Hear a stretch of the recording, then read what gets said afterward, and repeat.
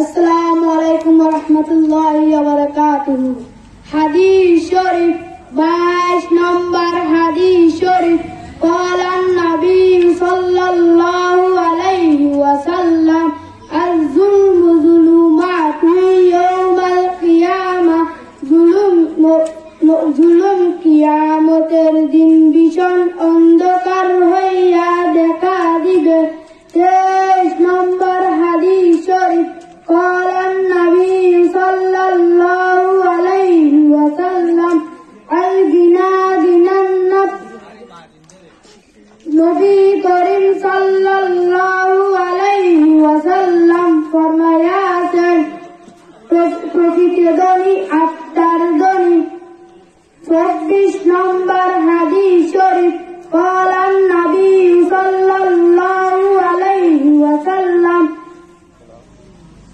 كل بدعة ضلالة।